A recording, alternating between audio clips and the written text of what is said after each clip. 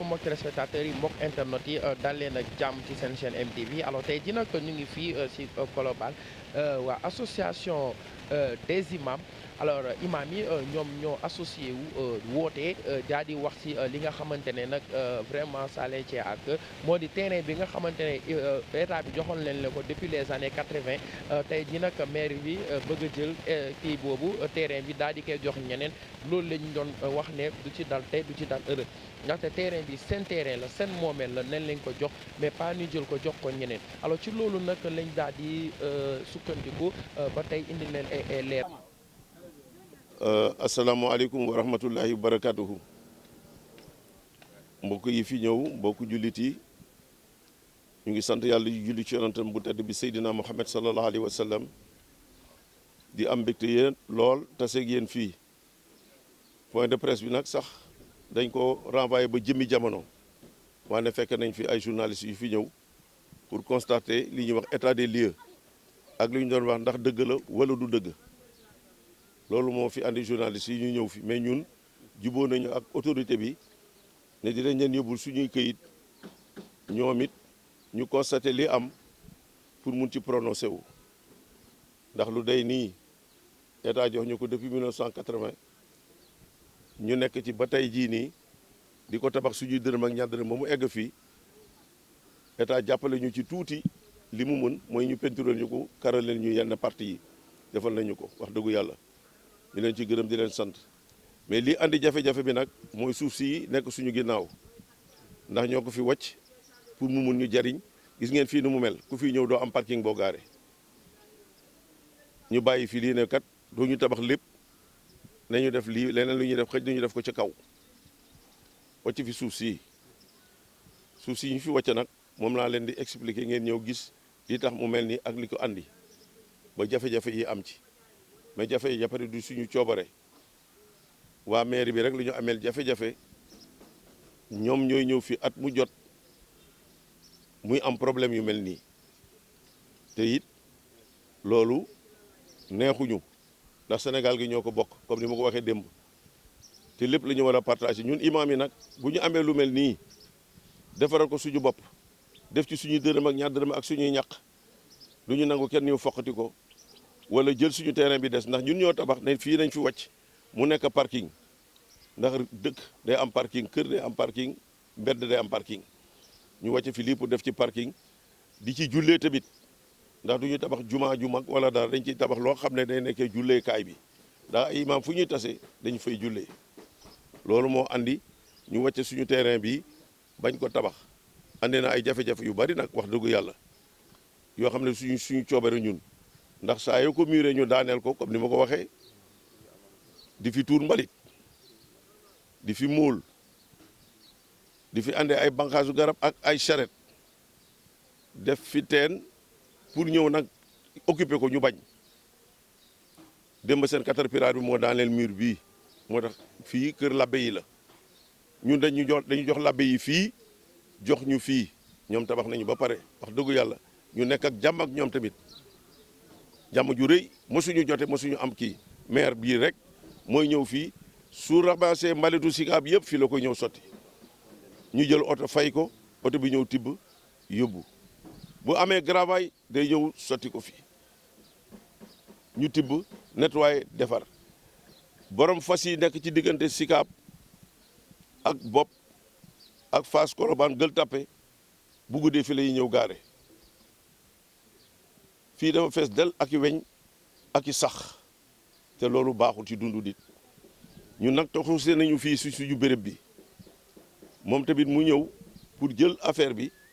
léegi lii daf ko exploité parce que dañuy dindi lawbe yi dinaa tudd seen tur dindi jaaykat yeeg ñenn ñi nekk ci mbedd mi ñu ñëw casé leen ci mbedd mi ba ci kii bi fii xajuñu fi te ñoom moomuñu ko ñun ñoo ko moom lañu ko naree joxee ñooñu nañ ñu ko bàyyil ñun ñu moom suñu yëf te tàggawuñu ci waxuñu ci duñu nangu nag ku foqati suñu yëf ndax tamit nous sommes des humains nous sommes des responsables lu imaamu Sénégal yëpp bokk fii ci Sénégal fii rek la mooy suñu assemblée nationale mooy suñu palais présidentiel mooy suñu lépp fii béréb bii ndax imaam yi bu ñu amee daje fii la ñuy daje lu ñu war a wax fii lañ koy waxee lu ñuy def formation fii lañ koy defee kenn jàppalewuñu ci kenn dimbalewuñu ci bi mu eggee fii nag te ñu war ci def li ñuy def ay formation imam yi ci seen i njàng war tamit di jàngal nit ñi ñuy sàngee néew di jàngal nit ñi alxuraan di fi def ay mirage di fi def ay formation bu ne ay séminaire ay rencontre fii ci béréb bi foog mu am parking boo xam ne fii lay nekk moo tax tabaxuñu ko ñu bàyyi ko noonu pour def ko parking dañ ko bëggoon pavé mais gis nañ ne gas nañ fi teen gis ngeen suuf yi ñu fi ànd ak ciment yi pour mun ko occuper ñu bañ gis ngeen briques yi ñu bañ ne kenn du ko kii ndax ñun saa ñu ko briguer mool ko ñu daaneel ko saa yu ngu miiree boor ko ñu daaneel ko benn waay moo fii ñëw toujours xamul Zalak la tudd xamul nu mu tudd ku xam turam mooy ñëw fii saaga ñu ñun imam yi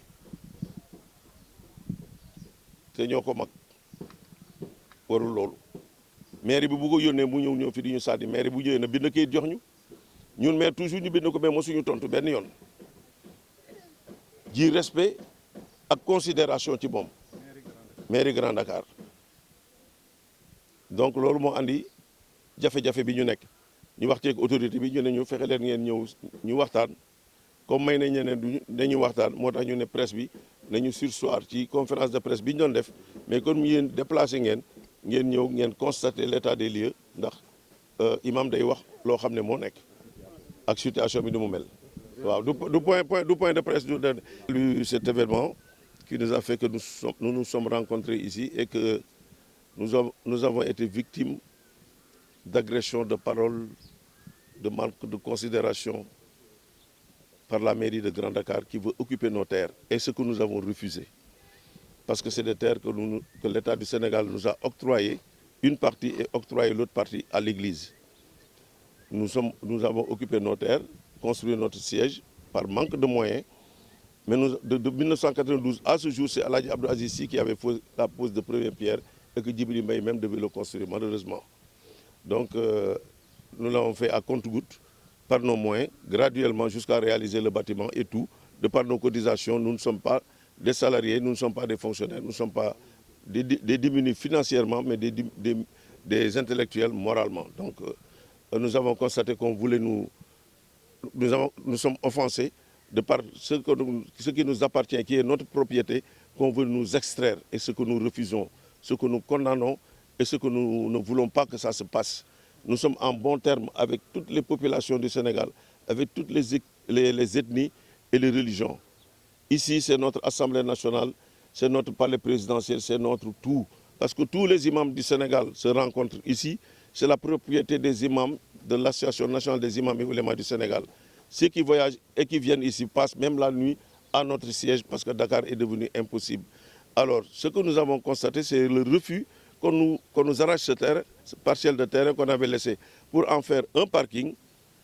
pour en faire une petite mosquée, parce que les imams, quand ils se regroupent quelque part, doivent célébrer leur rituel. Donc, avec les prières et autres, on le fait ici. Donc, la mairie de Grand Dakar déverse ici ses poubelles, déverse ici ses gravats, déverse ici les charrettes